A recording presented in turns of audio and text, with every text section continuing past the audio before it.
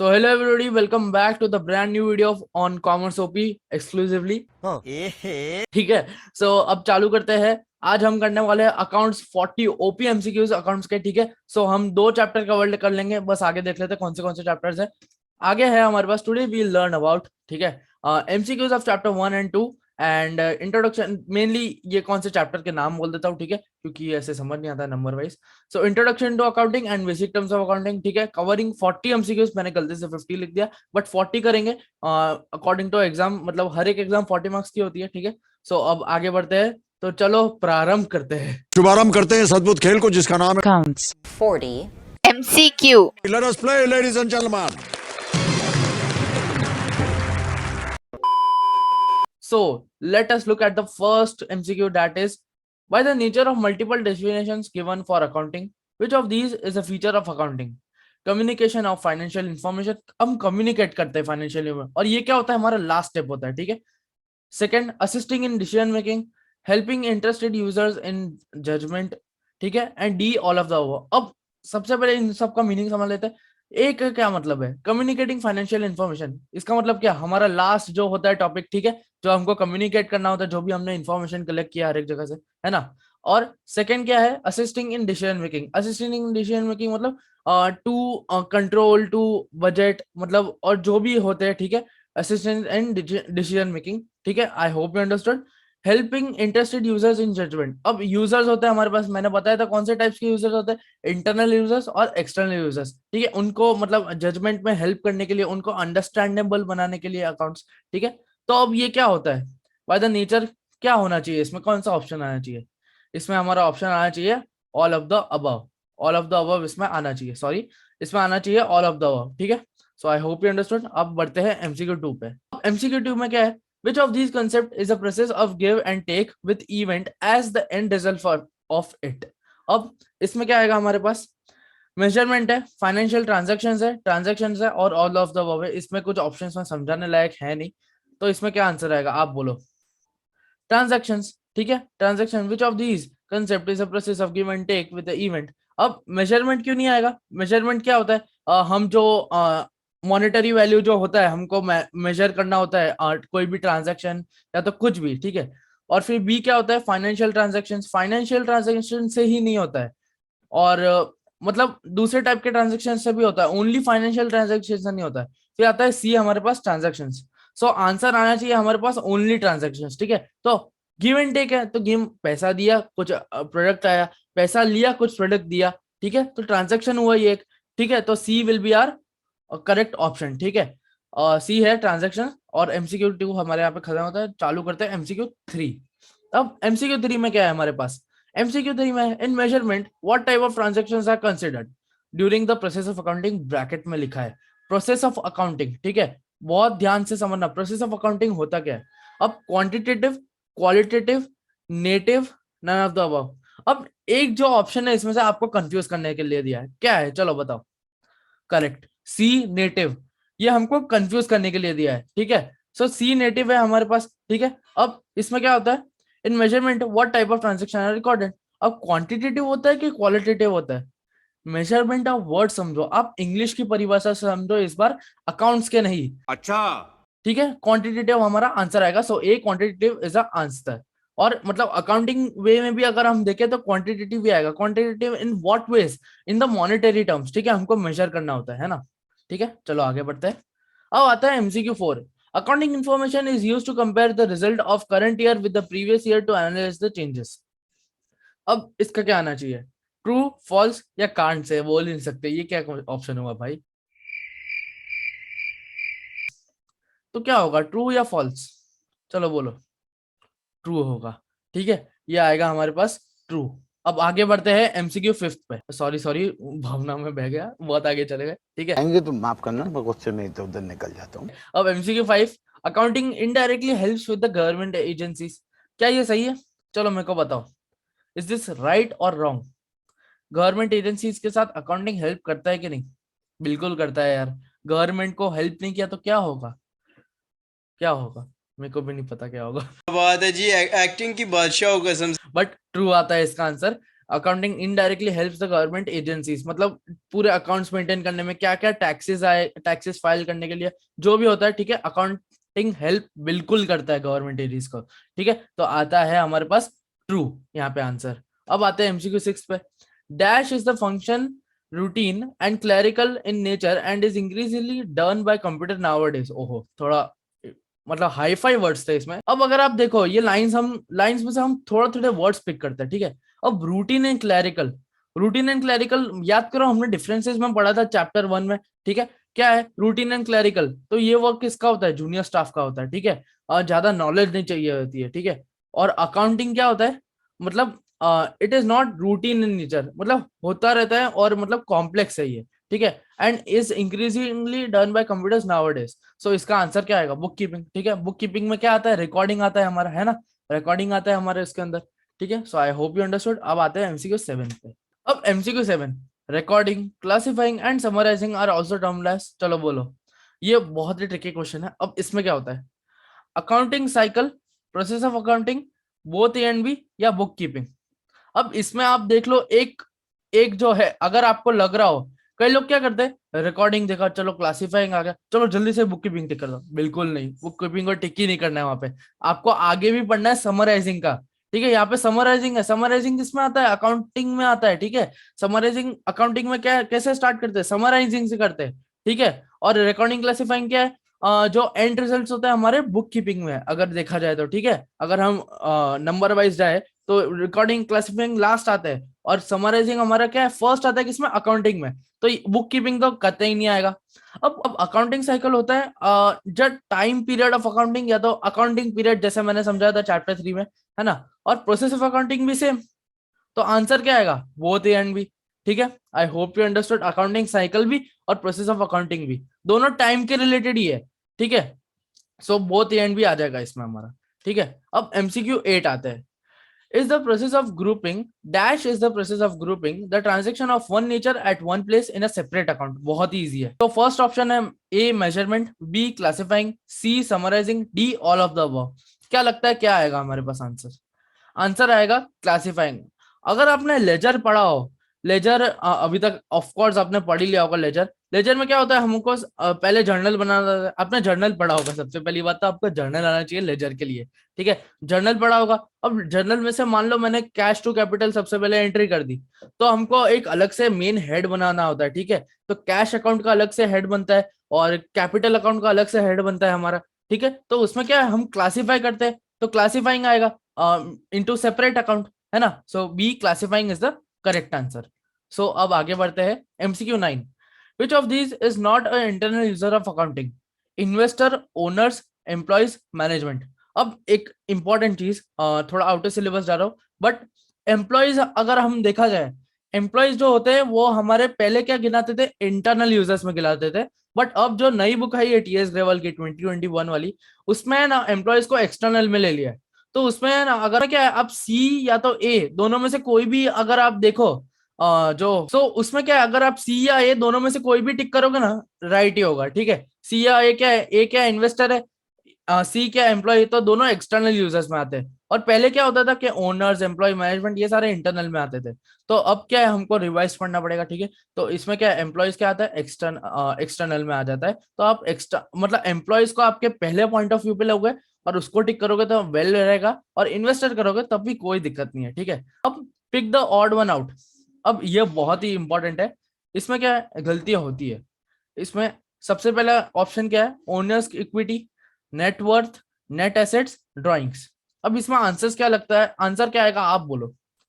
इसमें आंसर आएगा ड्राइंग्स, ठीक है। इसमें आंसर कैसे आएगा ड्राइंग्स? क्योंकि इसमें क्या है, अलग अलग जो ये सब है, owners equity, net worth, net assets, ये तो कैपिटल में गिनाते हैं ना। और ये हमारा इनमें से ऑड वन आउट हुआ, ये हमारा बेचारा अकेला ड्राइंग्स, बाकी सारे एक साथ, तो ये सारे कैपिटल में गिनाते हैं हमारे, है ना। और ये सारे अलग से, ये जो ड्राइंग्स है हमारा वो अलग से गिनाता है। So this is the odd one out here. So drawings is the odd one out, और drawings is the correct answer, ठीक है। सो अब आगे बढ़ते हैं। 10 एमसीक्यू हो चुके हैं, congratulation,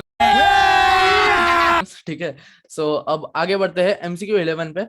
The following equation shows that the relationship between assets, liabilities, and capital, which of the following is the correct equation?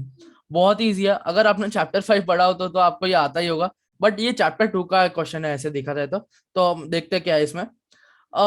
A assets is equal to liabilities plus capital. हाँ, मुस्कान मुस्कान देख रहा हूँ मैं चेहरे में तुम्हारी। ठीक है। B capital is equal to liabilities minus assets. C liabilities is equal to assets plus capital. D all of the above. ठीक है, क्या आएगा आंसर? ऑफ कोर्स यार ए आएगा answer, assets is equal to liabilities plus capital, क्योंकि ये हमारा main accounting equation होता है। पूरे चैप्टर 5 में हमको यही पढ़ना है। ठीक है, सो राइट, ये आएगा हमारा आंसर। बट ये हम चैप्टर 2 में भी ये क्वेश्चन लेते हैं बहुत लोग, तो हमने भी ले लिया। ठीक है, अब एमसीक्यू 12 पे बढ़ते हैं। Intangible assets are those assets which do not have physical existence and cannot be seen and felt. Therefore, initially assets are not 2 minute मैं सिर्फ नीचे कर लेता हूँ ये। Therefore, intangible assets are not valuable assets. अब क्या लगता है, ट्रू, फॉल्स, पार्शियली ट्रू या ऑल ऑफ द अबव? अब इसमें आप देखो, दो ऑप्शन तो हमारे यहाँ पे एलिमिनेट हो जाते हैं, सी और डी यहाँ पे एलिमिनेट हो रहा है। ठीक है, अब ए और बी में से देखते हैं ट्रू या फॉल्स आएगा, क्या लगता है? Intangible assets are those assets which do not have physical existence and cannot be seen or felt. अब इसमें क्या है, therefore उसके बाद जो है intangible assets are not valuable assets, इसको देखो ही मत, आप इसको देखो ही मत। ये 2 लाइन है ना, इनको देखो, 1.5 लाइन जो है, तो हमारा आंसर आएगा ट्रू। ठीक है, क्योंकि इंटेंजिबल एसेट्स किस टाइप के होते हैं? गुडविल होता है, पेटेंट होता है, सॉफ्टवेयर होता है, कॉपीराइट होता है, ट्रेडमार्क होता है, बहुत सारे होते हैं। ठीक है, एंड मोबाइल का एप्लीकेशन को भी हम इंटेंजिबल एसेट्स बोल सकते हैं, है ना। So which do not have physical extension. ठीक है, तो हमारा आएगा ट्रू। ठीक है, ये इसने एकदम सही डेफिनेशन दी है, तो ट्रू आएगा। ठीक है, अब एमसीक्यू 13 पे आते हैं। Which of the following assets are known as active assets? अब ये थोड़ा ट्रिकी क्वेश्चन है। A current assets, B non current assets, C tangible assets, D none of the above. आपको क्या लगता है? कई लोग क्या करते हैं, एक्टिव नाम सुना है, एक्टिव नाम सुना है तो मतलब एक्टिव मतलब कहीं ना कहीं हम रिलेट कर सकते हैं फिजिकल एग्जिस्टेंस है। हाँ कर सकते हैं, बट नहीं, सी आंसर बिल्कुल नहीं आएगा टैंजिबल एसेट्स का। नॉन करंट एसेट्स कौन से होते हैं? फिक्स्ड एसेट्स हमारे, और फिक्स्ड एसेट्स के अंदर क्या आता है? टैंजिबल एसेट्स, तो ये भी एलिमिनेट कर देंगे, तो टैंजिबल भी हो गया, नन ऑफ द अबव भी हो गया। सो हमारा आंसर आएगा करंट एसेट्स। ठीक, करंट एसेट्स कैसे? करंट एसेट्स कैसे? क्योंकि एक्टिव एसेट्स के दूसरा नाम ही करंट एसेट्स है। ठीक है, सॉरी, करंट एसेट्स के दूसरा नाम ही एक्टिव एसेट्स है। समझ रहे हो? समझ रहे हो आप? चुप रहना भाई, बंद करना, तेरा बकवास बंद कर अभी। एग्जाम्पल भी बताओ, कैश एंड बैंक बैलेंस, और बहुत सारे एग्जाम्पल है। तो ठीक है, आप रिलेट भी कर सकते हो हमारा चैप्टर देख के, चैप्टर 1। ठीक है, so I hope you understood. अब एमसीक्यू 14 पे बढ़ते हैं आगे। सो bills dash is an accounting term for bills of exchange drawn on dash received by way of endorsement from them. अब इसमें क्या आएगा? payables comma debtors, receivables comma creditors, C receivables comma debtors, D all of the above. अब ये थोड़ा tricky है। Bills dash is an accounting term of bills exchange. अब bills of exchange किसको कहते हैं? हम रिसीवेबल्स को बोलते हैं, बिल्स रिसीवेबल्स को बोलते हैं। अगर आपने जर्नल एंट्री भी पढ़ी हो, चैप्टर 2 भी पढ़ा हो, और चैप्टर 2 में हमने याद करो डेटर्स इज इक्वल टू जो हमारा है बिल्स रिसीवेबल्स प्लस डेटर्स। ठीक है, ये जो हमने पूरा इक्वेशन पढ़ा था एक, ठीक है, बिल्स रिसीवेबल्स प्लस डेटर्स का, है ना, तो वो इक्वेशन हम इसमें डाल देंगे। ठीक है, अब bills receivable is an accounting term for bills of exchange, तो बिल्स ऑफ एक्सचेंज जैसे दिखा, चलो रिसीवेबल्स डाल दो। अब क्या आएगा? ऑटोमेटिकली हमारा डेटर्स भी आ जाएगा इसमें, and drawn on debtors received by the way of endorsement from them. So I hope you understood MCQ 14 also. अब आगे बढ़ते हैं एमसीक्यू 15 पे। बंद करना, तेरा बकवास। ठीक है, अब एमसीक्यू 15 में क्या है? Stores is one of the accounting terms used to describe certain kind of materials in the production process. Which of the following is an example of stores? हाँ, ये थोड़ा प्रैक्टिकल अप्रोच पे है ये जो है हमारा एमसीक्यू। अब इसमें ए हमारा आता है लुब्रिकेंट्स, बी आता है पैकिंग मटेरियल्स, सी आता है spare parts of machinery, D आता है ऑल ऑफ द अबव। अब इसमें क्या है हमारे पास? Stores is one of the accounting terms used to describe certain kind of materials in the production process. अब प्रोडक्शन प्रोसेस की बात हो रही है, तो याद करो हमने प्रोडक्शन प्रोसेस में 3 टाइप की चीजें पढ़ी थी। क्या पढ़ी थी? एक तो raw material goods, semi finish goods या तो वर्क इन प्रोग्रेस गुड्स, और फिर आता है हमारा फिनिश गुड्स, तो वो उसके रिलेटेड ये है। तो इसमें आपका आंसर क्या आएगा? चलो क्या आएगा?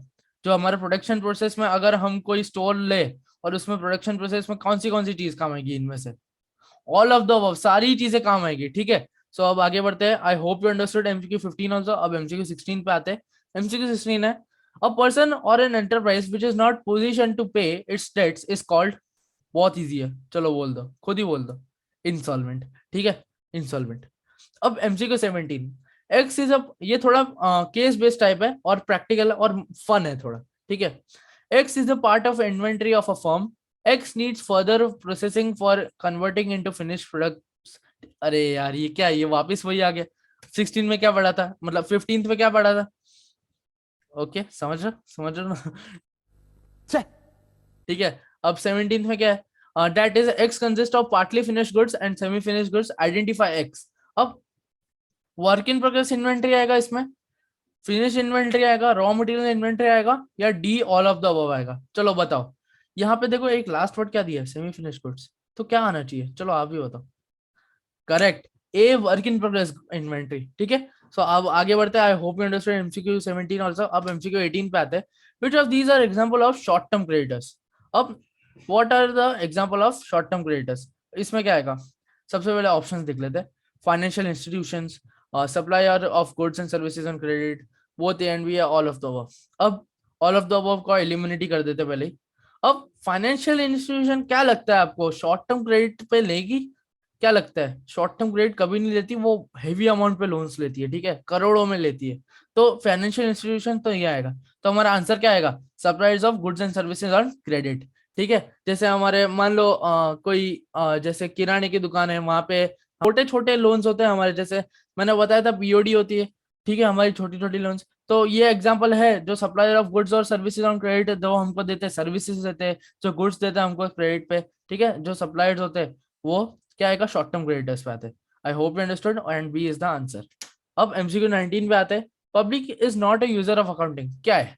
Public is not a user of accounting, therefore हमारा आंसर आएगा फॉल्स, ठीक है। I hope you understood public is not a user of accounting, ठीक है, ये बहुत गलत बात है, public is a user of accounting, ठीक है, तो आंसर आएगा false.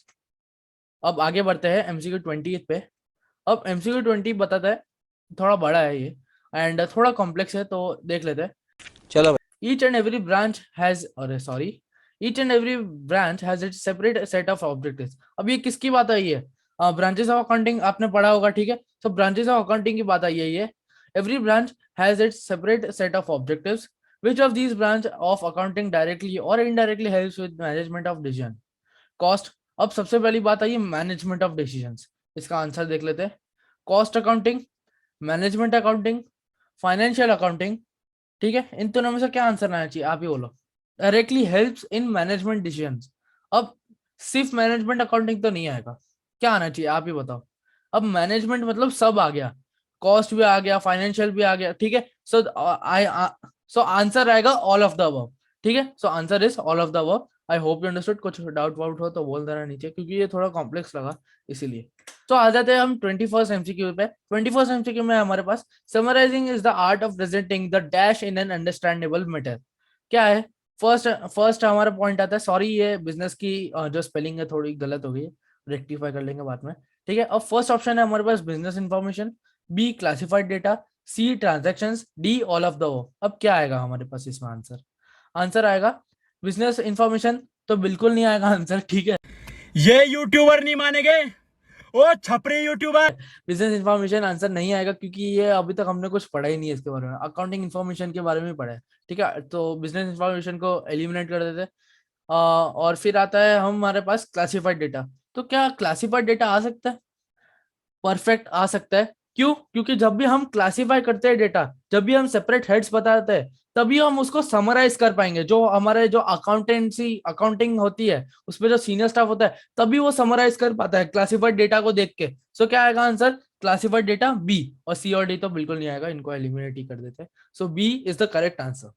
So MCQ 22, one of the limitation of accounting is that the figure given in financial statements ignore the effects of changes in price level। of course true, ये है limitation, ये बिल्कुल limitation है हमारे, इसका answer true, ठीक है। अब आगे बढ़ते हैं 23rd। the main purpose of which branch of accounting is to record the business transaction in a systematic manner and to ascertain the profit and loss of accounting period। अब ये थोड़ा बहुत ईजी है, थोड़ा क्या। So A cost accounting, B financial accounting, management accounting, commercial accounting. So अब नीचे से ऊपर जाते हैं। अब क्या होना चाहिए इसका आंसर? अब सबसे पहले एक अच्छे से मीनिंग समझ लेते हैं। कमर्शियल अकाउंटिंग क्या होता है? कुछ पढ़ा ही नहीं है भाई, एलिमिनेट।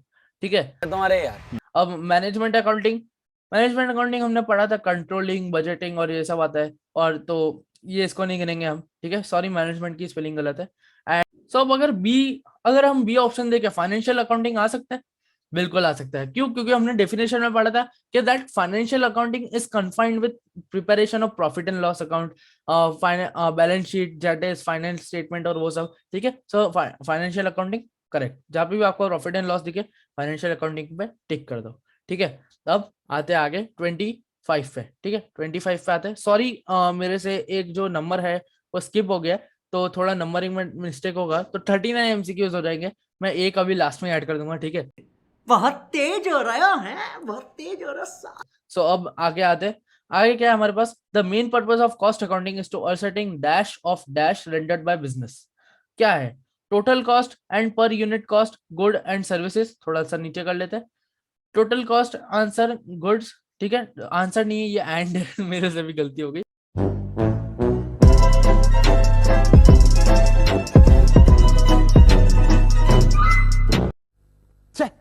ठीक है, total cost and goods per unit comma services. अब इसमें क्या आएगा आंसर? आप ही बताओ। The main purpose of cost accounting is total cost per unit cost goods and services. याद करो क्या पढ़ा था हमने कॉस्ट अकाउंटिंग में, कि हमको मतलब जो भी कॉस्ट के रिलेटेड है, जो हमारा कॉस्ट होता है, फंड्स होते हैं हमारे, प्रॉफिट्स होते हैं, वो सारा क्या आता है कॉस्ट अकाउंटिंग के अंदर। तो टोटल कॉस्ट भी वही आ जाएगा, पर यूनिट कॉस्ट, जो भी पर यूनिट कॉस्ट आता है हमारा पास, और जो भी गुड्स एंड सर्विस हम प्रोवाइड कर रहे हैं, या तो हमको मिल रही है, या तो बिजनेस रेंडर कर रहा है। ठीक है, गुड्स कर रहा है रेंडर, ठीक है, सर्विसेज रेंडर कर रहा है। सो ठीक है, ये क्या आएगा? ए हमारा परफेक्ट आंसर आएगा। सो अब आते हैं एमसीक्यू 26 पे। Dash refers to the entire body of the theoretical knowledge of accounting. अब बहुत इजी है, अगर थियोरेटिकल नॉलेज आ रही है और पूरी अकाउंटिंग की बात हो रही है, तो क्या आएगा हमारे पास? अकाउंटेंसी आंसर आएगा, क्योंकि सबका बाप है। ठीक है, बाप नहीं है, दादा है। बाप हमारे पास अकाउंटिंग और बेटा है हमारे पास बुक कीपिंग। ठीक है, तो क्या दादा, दादा कौन है? अकाउंटेंसी। बाप कौन है? अकाउंटिंग। और बेटा कौन है? Book keeping. ठीक है, सो बहुत इजी। ठीक है, अच्छे से एक्सप्लेन कर दिया। अब आते हैं हमारे पास 27th एमसीक्यू में। 27th एमसीक्यू है हमारे पास, accounting and accountancy are one and the same thing. हट इस सज्जन को क्या तकलीफ है भाई, क्या तकलीफ है इनको? ना, सॉरी सॉरी, माफ करना, गलती से इधर उधर निकल गया। बहुत तेज हो रहा है। बंद करना तेरा बकवास। Accounting and accountancy are not the same thing, they is false. ठीक है, पार्शियली फॉल्स भी नहीं। ये पार्शियली फॉल्स क्या है? ये आपको कंफ्यूज देने के लिए होता है। ठीक है, तो पार्शियली फॉल्स को तो बिल्कुल टिक नहीं करना, बी फॉल्स को ही टिक करना है हमको। ठीक है, अब आते हैं accounting starts with dash financial transaction and ends with dash accounting information. क्या होती है?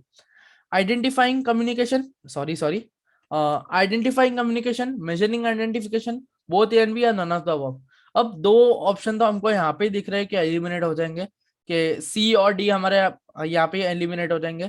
क्यों? क्योंकि कोई मतलब है नहीं इन लोग का। ठीक है, बी क्या है? Measuring according start with measuring. Measuring से स्टार्ट होते हैं, हम मॉनेटरी वैल्यू सीधा मेजर करते हैं नहीं, हम सीधा स्टार्ट करते हैं आइडेंटिफाइंग से, और एंड किससे करते हैं? कम्युनिकेट करते हैं। कम्युनिकेट किसको? Accounting information to the end user. ठीक है, अब आते हैं एमसीक्यू 29 पे। Dash need information to form policies at the macro level for providing subsidies. अब ये थोड़ा सा ट्रिकी है। इसमें क्या है? A tax authorities, B competitors, C government and its agencies, D all of the above. अब सब्सिडीज की बात हो रही है, पॉलिसीज की बात हो रही है, तो पॉलिसीज में कौन सा आना चाहिए? टैक्स अथॉरिटीज और गवर्नमेंट में आपको डाउट लग रहा होगा, है ना? बट टैक्स अथॉरिटी नहीं आएगा, क्योंकि टैक्स अथॉरिटी तो टैक्स रिलेटेड सारा काम करेगा ना। गवर्नमेंट जो है वो पॉलिसीज देखेगा एट द मैक्रो लेवल, क्योंकि वो गवर्नमेंट ही तो देखती है वो सब। ठीक है, और गवर्नमेंट क्या मैक्रो लेवल पे प्रॉब्लम सॉल्व करती है। तो क्या आएगा हमारे पास? सी गवर्नमेंट एंड इट्स एजेंसी। सो अब आते हैं हम 30th एमसीक्यू में। 30th एमसीक्यू क्या कहता है हमको? Which of these is not a part of current liabilities? A BOD, B creditors, C bills payable, या D none of the above. क्या आएगा आंसर? चलो बताओ। आंसर आएगा नन ऑफ द अबव, क्योंकि कोई भी हमारे मतलब करंट लायबिलिटीज का पार्ट है ही नहीं। इनमें से तीनों कोई भी नहीं है। अगर आपने पढ़ा हो चैप्टर 2 तो आपको पता ही चल ही गया होगा। हमारे अगर मेनली देखा जाए तो नॉन करंट लाइबिलिटीज में क्या होता है हमारे जो भी शॉर्ट टर्म लोन्स होते हैं, ठीक है, और करंट लाइबिलिटीज में क्या होता है, सारे सारे लॉन्ग टर्म लोन्स होते हैं, ठीक है। So I hope you understood. अब आगे बढ़ते हैं। आगे हमारे पास आता है, ये एनोटेट बंद कर देता हूँ। अब आगे आता है हमारे पास एमसीक्यू 31st। सो अब आते हैं एमसीक्यू 31st पे। Information provided by accounting should be factual and verifiable. अब रेडिफाइबल थोड़ा सा नया वर्ड है, देखेंगे आगे। It should be free from error and bias. बहुत ही इजी है, एरर एंड बायस वर्ड आ गया, आपको पता होना चाहिए अगर आपने क्वालिटेटिव फीचर्स पढ़े हो अकाउंटिंग के, ठीक है, चैप्टर 1 की बात है ये। It should B such that users can depend upon the information provided. The given description describes an essential quantitative characteristics of accounting information, name it। अब क्या आएगा इसमें आंसर, चलो आप ये बता दो। आएगा रिलायबिलिटी, इसमें आंसर आएगा रिलायबिलिटी, ठीक है। रिलायबिलिटी कैसे आएगा, क्योंकि हमारे साफ साफ उसमें दिया हुआ था it should be free from personal bias and it should B, मतलब मेनली वेरीफाइबल ऑब्जेक्टिव, अगर आपने चैप्टर 3 में पढ़ा हो तो, ठीक है। So it should B reliability.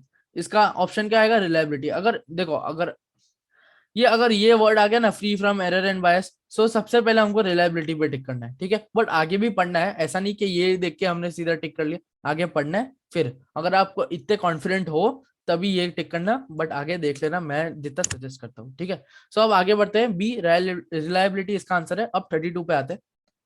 When purchased goods are returned to the suppliers, these returns are termed as return outwards, inward returns, both A and B, none of the above। अब ये suppliers, purchase और इस सब की बात हो रही है, तो नन ऑफ द अबव तो आएगा ही नहीं यहाँ पे, बोथ ए एंड बी। आगे देखते हैं इनवर्ड रिटर्न्स। इनवर्ड रिटर्न आ सकता है, क्या लगता है, इनवर्ड का मतलब क्या आता है, अंदर आना। जो हमारे रिटर्न्स है वो वापस आ रहे, तो इनवर्ड रिटर्न्स क्या हुआ, सेल्स रिटर्न हुआ हमारा, ठीक है, सेल्स रिटर्न हुआ। अब when purchase goods are return to the suppliers, अगर आपने अकाउंट्स में चैप्टर 8 पढ़ा हो तो परचेज रिटर्न का मतलब पता होगा आपको, तो परचेज रिटर्न का दूसरा नाम क्या है, return outwards. So A is the correct option. अब आते हैं हम एमसीक्यू 33rd पे। अब एमसीक्यू 33rd क्या कहता है, when business transaction is an economic activity of the business that changes its financial position, a business transaction is the consequent of event। अब अगर आपको देख रहा होगा थोड़ा स्पेक्युलेटिव लग रहा है ये, a business transaction is an economic activity of the business, ये बात सही है, ठीक है, ये यहां तक समझ आ गया। That changes it's financial position, अब ये चीज गलत बोली, इसका रीजन गलत बोल दिया, एक चीज मतलब स्टेटमेंट सही बोला, रीजन गलत है, ठीक है, ये तो एसोसिएशन रीजनिंग हो गया, ठीक है। सो अब ये चीज गलत है, इसमें पहला पॉइंट तो ये गलत हो गया। अब business transaction is the consequent of event, बिल्कुल नहीं, ये पॉइंट कभी आएगा ही नहीं, कॉन्सिक्वेंस ऑफ इवेंट, ठीक है। अब business transaction is not a consequent of event, ठीक है, it is just a financial event, या तो कुछ भी बोल सकते हैं हम, ठीक है, कंसिक्वेंस तो नहीं आएगा इसमें। सो हमारा आंसर आता है यहाँ पे फॉल्स, ठीक है, ये दोनों स्टेटमेंट हमारे पास गलत है। अब आता है 34th पे। Accounts are generally divided into different segments. In how many segments all accounts are divided on the nature of transactions? अब इसमें आंसर क्या आएगा, 2, 3, 1 या 5। अगर आप नोटिस करो, accounts are generally divided into different segments. कौन से डिफरेंट सेगमेंट्स होते हैं, दो टाइप के ही होते हैं हमारे पास डिफरेंट सेपरेट्स। कौन से होते हैं, डेबिट और क्रेडिट, ठीक है, डेबिट और क्रेडिट हमारे दो अलग अलग टाइप के होते हैं। क्या होते हैं, अकाउंट्स, ठीक है, they are divided into different segments. In many segments all accounts are divided on the basis of nature of transaction। अब nature of transaction, ठीक है, so A2 is the correct answer। so आगे बढ़ते हैं, हमारे बस अब 5 MCQ ही बाकी है, तो बहुत अच्छा। Dash are those assets which cannot be realized in cash or no further benefit can be derived from these assets। अब क्या आएगा इसमें, nominal assets, fictitious assets, real assets या पर्सनल एसेट्स। इसमें आएगा नॉमिनल एसेट्स, क्योंकि क्या है, चलो पहले स्टेटमेंट पढ़ते हैं। are dash are those assets which cannot be realized in cash, realized in cash। तो realized in cash है, तो उसका मतलब क्या होता है, नॉन फिक्स्ड एसेट्स, और नॉन फिक्स्ड एसेट्स के अंदर क्या आता है, रियल एसेट्स, और रियल एसेट्स के अंदर क्या आता है हमारे पास, टैंजिबल इंटैंजिबल, ठीक है। dash are those assets which cannot be realized in cash or no further benefit can be derived from these assets। अब ये अगर आप देखो, एक चीज नोटिस करो, तो ये उसका उल्टा होगा, किसका, deferred revenue expenditure. Deferred revenue expenditure मतलब जो भी हम एड्स लगाते हैं और वो सब, ठीक है, वो नहीं होता, ठीक है, तो वो उसका होता है, तो वो उसका मीनिंग है, ठीक है। So A nominal assets is the perfect answer. So which of the, अब एमसीक्यू 36 पे आता है, which of the following is the process of entering business transaction of financial character in the books of original entry in the terms of money। अब इसका options देख लेते हैं। सबसे पहले ऑप्शंस क्या है हमारे पास, ऑप्शंस आते हैं हमारे पास, classification, recording, summarising and none of these. क्या आएगा आंसर, आप ही बताओ। आंसर आएगा नन ऑफ दीज। कैसे? क्योंकि the following is the process of entering the business transaction of the financial character in the books of original entry in the terms of money. अब ये MCQ क्या है, थोड़ा डीप है। सो ऐसे इसका आंसर तो आना चाहिए रिकॉर्डिंग। क्यों? क्योंकि ओरिजिनल एंट्री हमारे वो क्या होती है, जर्नल बुक्स होती है हमारी ओरिजिनल एंट्री। तो इसका आंसर ऐसे आना चाहिए। So in the terms of money की बात हो रही है तो रिकॉर्डिंग नहीं आएगा इसमें, इसमें आएगा नन ऑफ दिस। क्योंकि क्या है, अगर रिकॉर्डिंग पे जाएंगे तो जर्नल की बात हो जाएगी इसमें, है ना। रिकॉर्डिंग पे जाएंगे तो जर्नल की बात हो जाएगी और वो हमको करना नहीं है, ठीक है। सो द आंसर आएगा नन ऑफ दिस। तो अब आगे बढ़ते हैं। आगे हमारे पास है, सो आते हैं 37th एमसीक्यू पे। 37th एमसीक्यू हमारा क्या बोलता है, cost of goods manufactured is determined by financial accounting, cost accounting, management accounting या ऑल ऑफ द अबव। अब कॉस्ट ऑफ गुड्स की बात हो रही है तो कॉस्ट ऑफ गुड्स में क्या आएगा, मेनली कॉस्ट ऑफ गुड्स है तो कॉस्ट ऑफ गुड्स मतलब कॉस्ट की बात हो रही है इधर, तो क्या आएगा, कॉस्ट अकाउंटिंग। ठीक है, आई होप यू अंडरस्टूड। और अगर आपको जानना हो तो रीजन में भी दिया हुआ है मेरे नोट्स में, मतलब नोट्स क्या है, हमारा यूट्यूब वीडियो में ही दिया हुआ है कि मैंने बताया था कि कॉस्ट आता है, कॉस्ट अकाउंटिंग में कॉस्ट तो आएगा ही आएगा, फिर फंड्स और उनका मैनेजमेंट और सब आता है, ठीक है। So cost accounting is the perfect answer, ठीक है। अब आते हैं the nature of capital is liabilities, ठीक है। अब आगे बढ़ते हैं 39। Expenditure of revenue nature that gives benefit for more than one accounting period is known as, चलो बोल दो।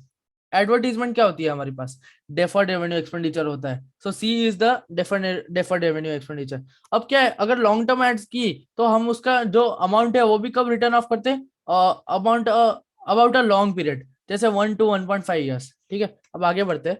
आगे आता है हमारे पास last, goodwill is an intangible assets, tangible assets, current assets या all of the above. Of course intangible assets. So बस अब मैं बस यहाँ पे एक क्वेश्चन ले लेता हूँ यहाँ पे कोई, तो वो क्या है, वो बीच में क्या है, नंबरिंग में मिस्टेक हो गई थी तो टोटल 40 एमसीक्यूज हो जाएंगे हमारे। अब ये क्वेश्चन जो है हमारा, क्वेश्चन ये रहा हमारा क्वेश्चन है, discounts are recorded in the books of accounts, options are true, false, partially true या कांट से।